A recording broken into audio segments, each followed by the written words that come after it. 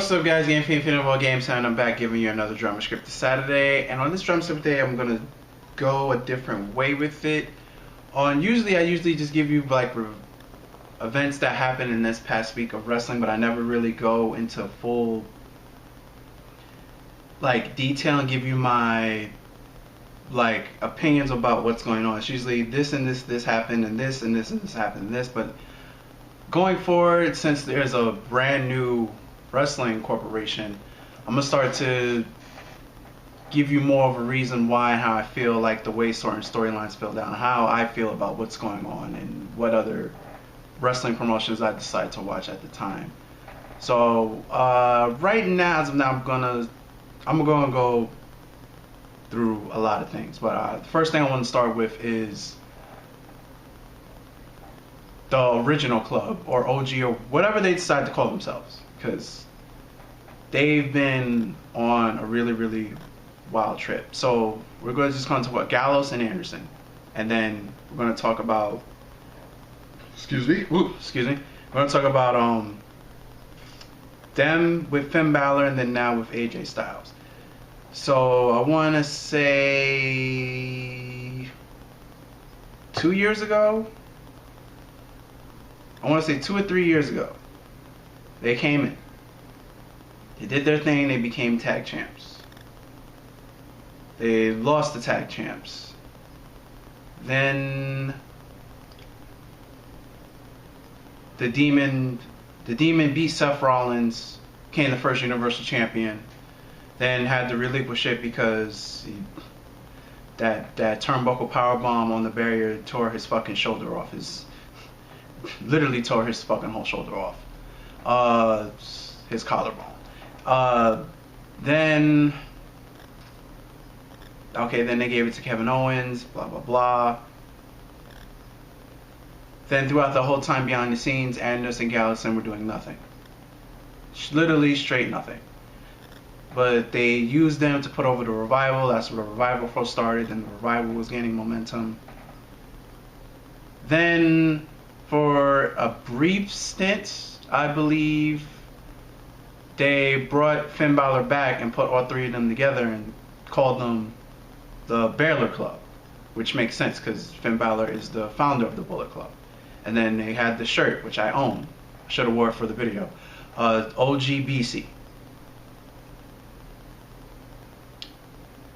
So that only lasted about 2 months. Then Finn got drafted to SmackDown, and AJ got drafted to Raw, but AJ was nursing a hip injury at the time. So that's why AJ wasn't on Raw after he got drafted. And now they brought AJ Styles back in with his, because he was the third leader of Bullet Club in New Japan Wrestling. So now they gave Luke and Anderson, technically speaking, their second leader, because Carl Anderson was the leader for a short time. So they gave them their second leader back, with AJ saying, hey, what are you doing? You guys have gotten comfy ever since you got here. Put them back together. They helped. Now we're fast forwarding to now. So they helped AJ win the US title. And then they won the tag team titles back again.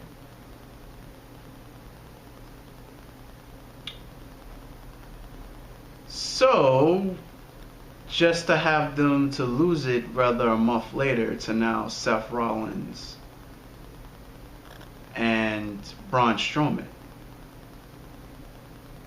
which really doesn't do anything for anyone in this scenario, because they never built the club up as massive dominant heels. So you can only make your baby faces as strong as your heels are. That's just how it goes. Look, for a perfect example, why John Cena's first babyface run, well, he was always a baby, but first major babyface run was good. because they built JBL as such a hateable heel that you wanted to see John Cena win, and when John Cena beat JBL, he was fucking over through the roof. But what they did with what are they calling it, the original club? What they're doing with the old GC, that sounds so weird. What they're doing here with the original club, they never built them up on a consecutive week-to-week dominating heel tag factor it doesn't matter if Braun Strowman or Seth Rollins beat them or not. It doesn't make you, mark out of your seat, or, that the faces are struggling. Because the club doesn't look scary or dominant at all. They were just given random shit to do, and they did it. And they never was consistent with it for the past 3-4 years. And then we're doing Batista and John Cena all over again. We're just doing it with Seth Rollins and Braun Strowman. But it's like, this feud helps no one. It doesn't help put over Seth and Braun, and it doesn't really help the OGC. Because there was no consistent builds on both sides. So, and then now what? Clash of Champions is what? Next Sunday? I know it's not tomorrow.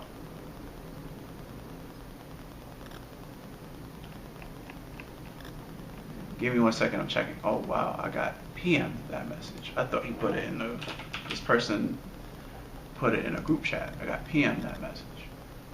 No, I didn't get. So where did I see that? Give me 1 second. Let me just find out when Clash of Champions is. I think it's next.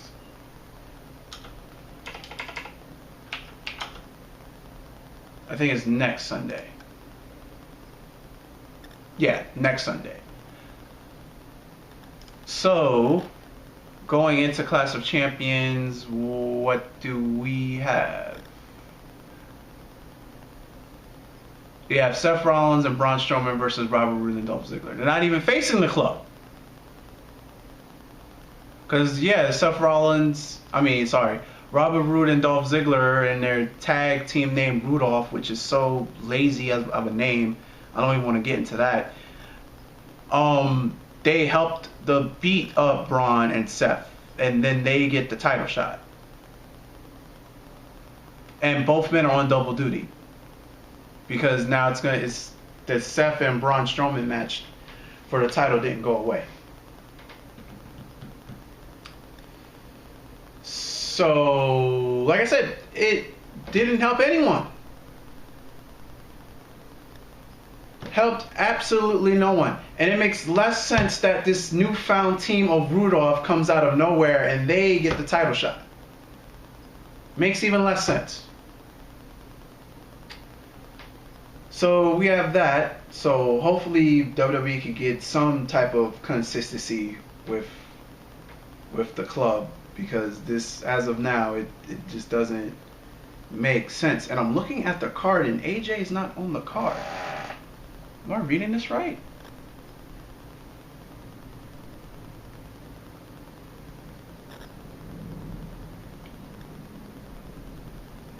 SmackDown, Raw Tag Team, WWE. Yeah, AJ's not even on the card, which makes less sense because Clash of Champions, every title is supposed to be on the line. So it did nothing. We don't even get a title. We don't even get a U.S. title shot out of this. It gets nothing. Nothing out of it whatsoever. Literally almost a complete waste of time. It is a complete waste of time because the club's not even facing either for.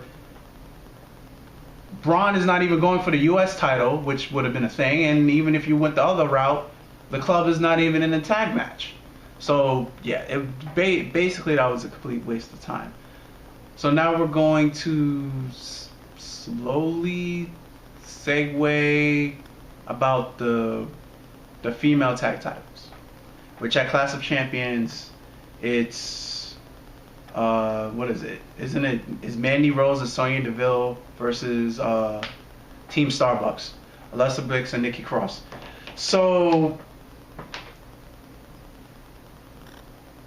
besides Iconics, besides Bayley and Sasha Banks, Mandy Rose and Sonya Deville is like the only other natural female tag team that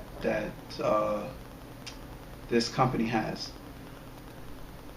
They borderline did little to no build up for this title. They just randomly announced it and then randomly had an elimination chamber match for it. Okay.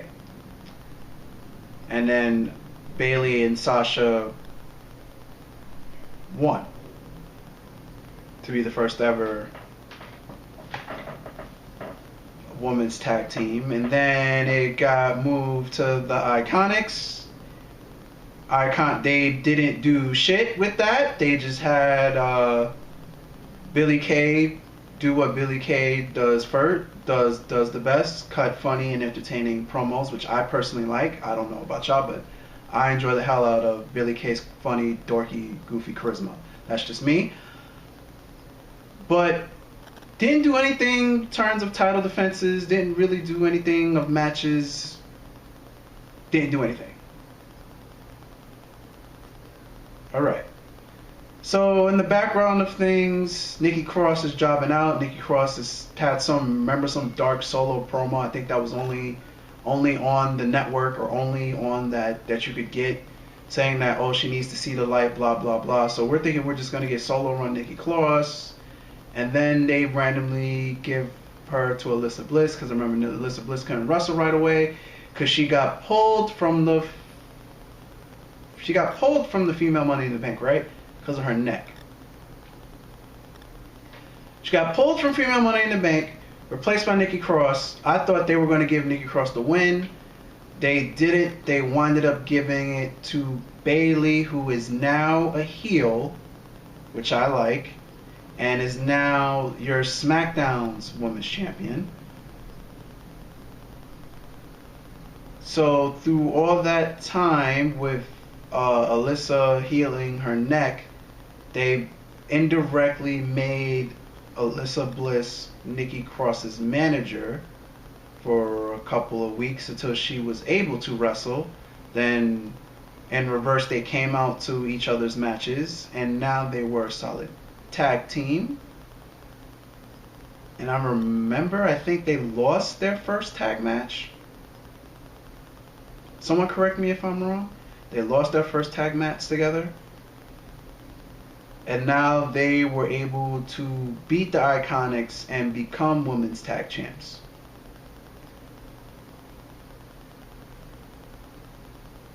WWE's consistency is shit. I don't know, speaking about it out loud. So now from out of the blue, because I've only been catching recaps of Raw and SmackDown, and to be frank, they didn't say anything. I don't remember a Mandy Rose and a Sonya Deville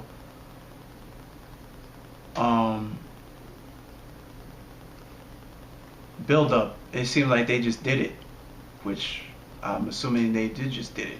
They just put it. So I want Mandy and Sonya to win because they're a legit women's tag team. They've been hand in hand for like the past 2 years now. Same thing with the Iconics and same thing with Bayley and Sasha. I don't like them just throwing tag teams together and them not doing anything with it. Point blank, freaking Asuka and Kairi Sane.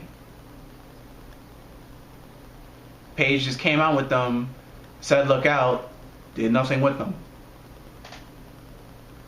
What was that? Like, you just made another tag team, didn't do anything with them.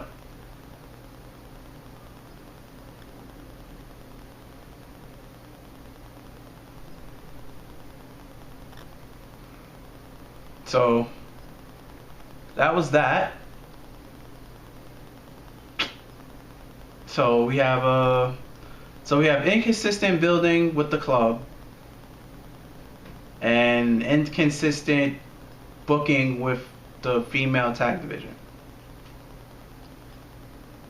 I know it seems like there's a lot of negative on the WWE, but we're gonna get to the positive. I'm gonna save the positive for last, and then we'll slowly transition into AEW.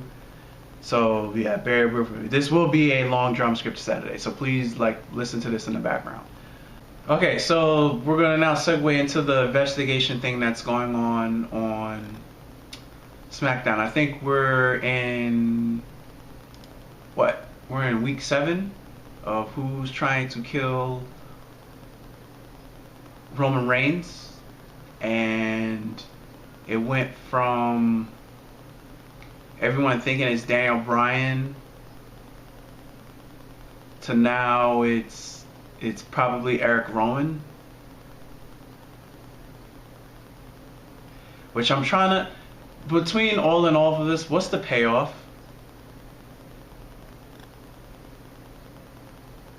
Like what there has to be some type of payoff for this. Either Roman gets over on finding who's trying to kill him and beats him in a match, or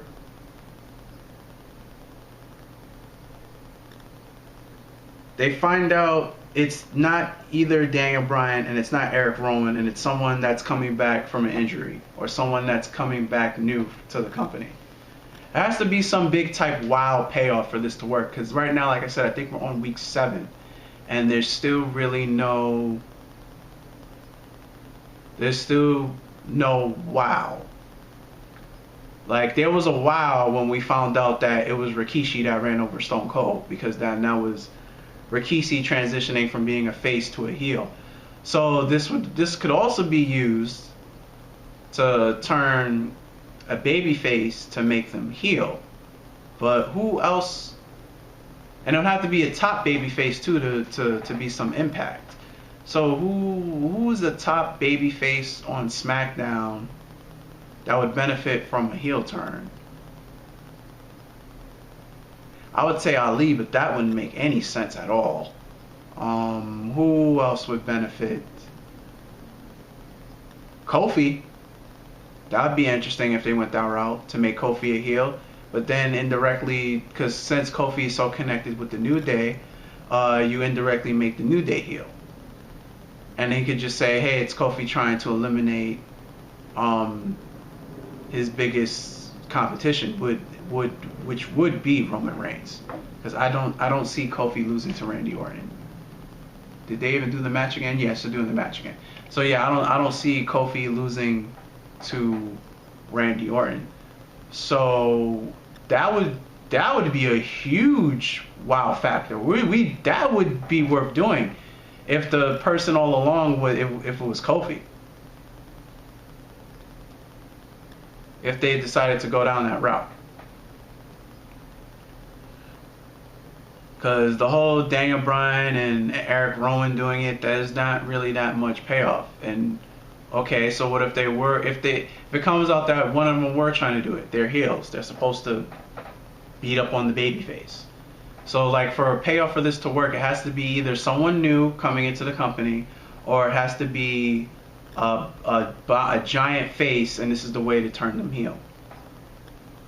So for me, I would say it would be interesting if it was Kofi. That would be an interesting heel turn if it was Kofi. But other than that, we have the King in the Ring. I don't like the way this is really going. I think who's left in the King in the Ring? I know Baron Corbin, for some odd reason, is still left.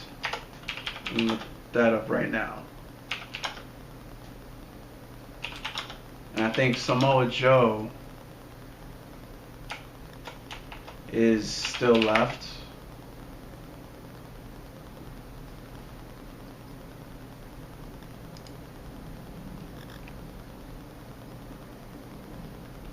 Yeah, so it's Samoa Joe, Ricochet, Baron Corbin, and on Elias and Chad Gable.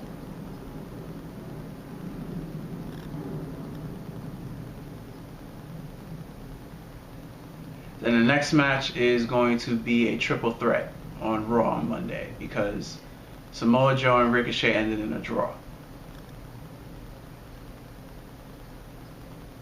Interesting, right? So I think they're doing that to protect Ricochet. They're doing that to protect Ricochet or Samoa Joe because I highly doubt Baron Corbin's going to win. I think Baron Corbin's going to take the fall. Which I wouldn't, you know, I wouldn't mind that. That would actually be smart. But Ali lost to Elias. Fucking bullshit. Whatever. I wanted Ali versus Ricochet or Ali versus Samoa Joe for finals, but it looks like we're gonna get Elias, because outside of being 24/7 champion, Elias hasn't really won anything, and he's slowly dropping down to comic relief, which is really bad because his promos are really good. His crowd control is really good as well. So I'm assuming we're gonna get Elias and either Ricochet or Samoa Joe. I highly doubt they're gonna have Samoa Joe. If it is Samoa Joe, I highly doubt they're gonna have Samoa Joe lose to Elias. For match quality wise, I would love to see Ricochet or Samoa Joe versus Chad Gable. That match would be fucking fantastic. Hope they go that route. I really, really, really hope they go to Chad Gable, Chad Gable versus Ricochet or Samoa Joe. Hopefully they go right that out. But besides Ali losing to Elias, this King of the Ring has been pretty okay. They're pretty good. So now let's talk about the good stuff. So yeah, we're transitioning into good stuff because the King of the Ring is kind of going, you know, it's not good or it's not bad, it's in the middle. So now we're slowly transitioning into the good stuff. R-Truth is fucking fantastic. 24/7 hour thing. He's like what, won it 14 times already? 14 or 11 times. Fantastic. They found a way to use their social media because, you know, this could pop up, titles could change hands at any given time. Fantastic. Loving what they're using Drake Maverick. Fantastic. When Jinder Mahal gets back from his injury, when Jinder Mahal returns from his injury, guaranteed when he pops up, he's gonna be new champion right off the gate. Because it started out as a Jinder Mahal and R-Truth rivalry. Because they still have the most title reigns. Unless Drake just recently passed him. So, but those three and the 24-hour cycle thing, fucking fantastic. Bray Wyatt and the Fiend gimmick, fucking fantastic. Like I don't know what more I could say to make this even like he's just good. He's just good at being a creepy Mr. Rogers, and he's just good at being the Fiend. Like he's just it works. It's phenomenal. Like there's no other way to describe it. Really no other way to describe it. And then we're going to go into AEW now. So All Out was last Tuesday. Let me bring up the All Out results. So All Out was last Tuesday.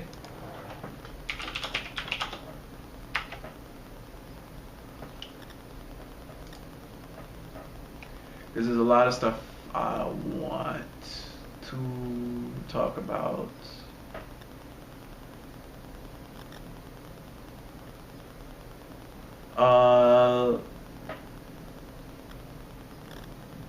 So yeah, so the tag team division thing. So match number 3, Young Bucks versus the Lucha Brothers, ladder match. Amazing. Even though this is the third time they've fought against one another, every match has been good. The only thing that's kind of weird or confusing to me, unless they made some type of deal, is that it was for the AAA World Tag Team Championship and not their own Tag Team Championship, but there's going to be a tournament in the future for AEW's own Tag Team Championship, but neither the Lucha Brothers or the Bucks were in it. They were the Bucks and the Luchadors. The Lucha Brothers were fighting for the AAA World Tag Team Championship, but unless they made some type of deal to help promote the other company, that's the only thing I could think that would make sense. But I find it very confusing why this all wasn't for their own Tag Team Championship. But yeah, that's the only really complaint I have. And them being on weekly is really going to sort a lot of this stuff out, because they really had to do this all on a monthly basis. So it's kind of hard to build on stuff on a monthly basis. So October 2nd, when we're going to get consistent storylines, even though the storylines seem very, very shallow, we're going to start getting more development on storylines, since they'll be on every Wednesday live every week. So that'll straighten that out. So that I'm not really worried about. It's just that part really confused me. I don't know about y'all, but it confused me. Okay, so we have Jimmy Havoc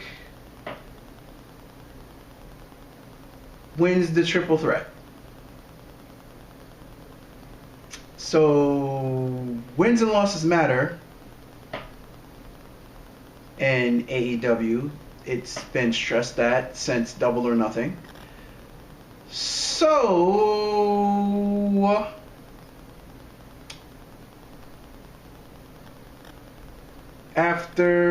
let's jump. Okay, so I have to get to the main event. Let's go back. Let's start with the main event. Gotta go backwards. So Chris Jericho defeats Adam Hangman Page. Alright, fine. Okay. Even though I wanted Hangman to win, because for me, I would say a new company will make a new face. Hangman is a new face. Give him the title. But they gave Chris Jericho the belt. Fine. Because now we got the best Chris Jericho. Now we have assholes, smart ass, cocky, rich, scarf wearing Chris Jericho, which that Chris Jericho is phenomenal. He still never got his thank you, but yeah, that Chris Jericho is phenomenal. Just look at his celebration when he goes into the back after he wins the title. Chris Jericho is phenomenal. So on the press conference side for Hangman Page, Pac interrupts and throws a water bottle at him, which tells me that we're going to go back to what originally was supposed to be at Double or Nothing. We're going to do a Pac versus Hangman feud. It seems we're going that way. So, with that being said, Jimmy Havoc won his triple threat. So, to my knowledge, he's never... I don't think he's ever lost a match in AEW. Havoc has never lost a match. Cody... Singles competition... has never lost a match. MJF has never lost a match. And Shawn Spears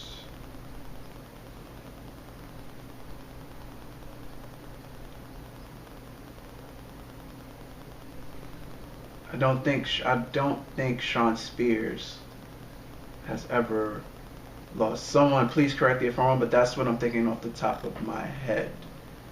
And then it just got announced that the next match is for the title is going to be Chris Jericho versus Cody, which we've indirectly already done this. Not the Chris Jericho versus Cody part. The Hangman didn't get it done, so Cody is right after him, probably to try to get it done. Because they did this in New Japan indirectly.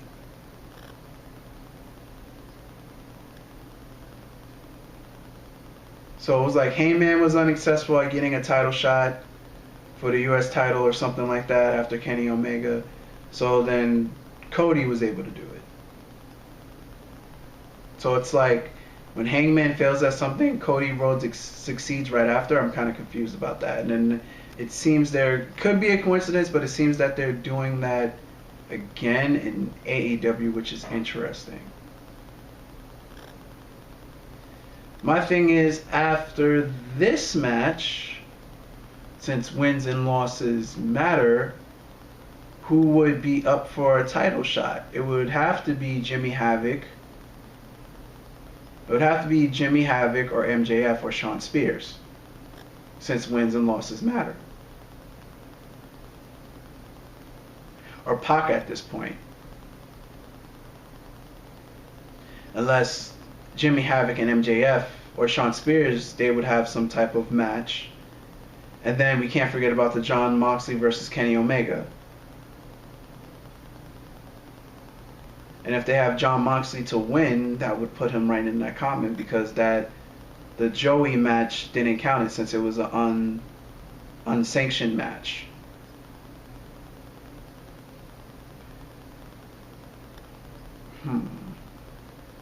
That's an interesting build-up to the next pay-per-view in December. It's a very interesting. And then you're gonna have weekly shows. So yeah, that's a very interesting build-up they have going for themselves. So it seems like the build-up, technically speaking, the build-up for the next champion shouldn't start until after. Well, it should start now, but that's going to be a 3-month build. Well, October. Yeah, 3-month build for the next #1 contender. And that's when we'll get the weekly show. So we might get waiting for the payoff match between MJF and Shawn Spears.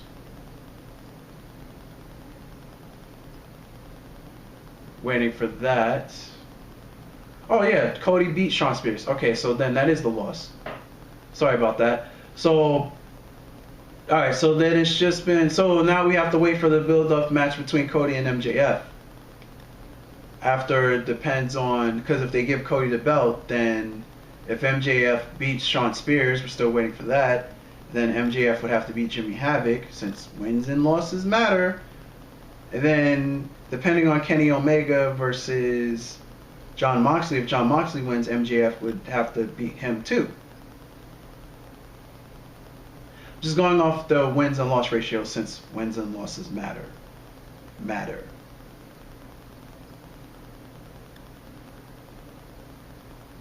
And then we gotta wait for the phenomenal MJF turn on Cody thing, which that would have to happen if Cody becomes champion. Because I highly doubt with MJF's character, he's going to sit there building up all these wins, and because his best friend is the champion, he's not going to challenge his best friend.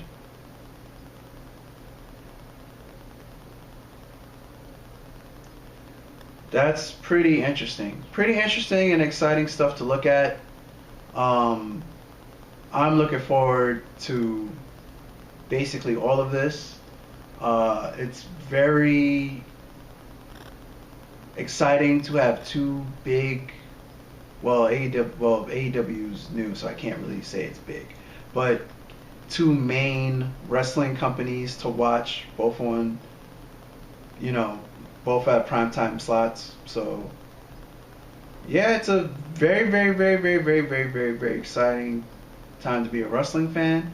Next week I'll give you my predictions on what will happen at Night of Champions. But until next time, guys, thank you for listening to my rants, my discussions. But until next time, guys, until next week, I'm Game Fiend Funeral Games, If you've liked what you have witnessed, please remember to rate, comment, and subscribe.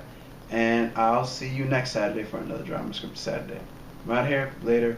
And peace.